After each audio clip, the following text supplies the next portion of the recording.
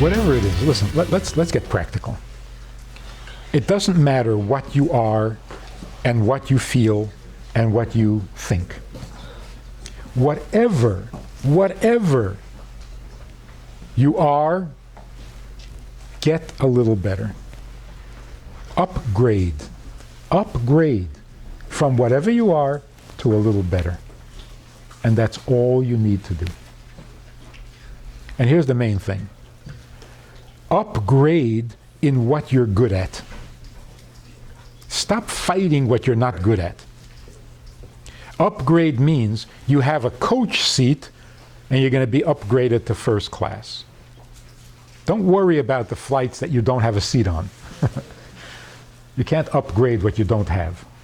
Whatever you're good at, whatever mitzvah you like, whatever learning you enjoy, upgrade.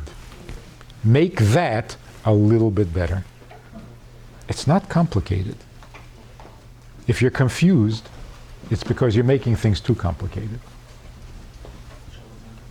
Whatever you're good at, whatever is right about you, make it even better. That's Avodas Hashem. That practical enough?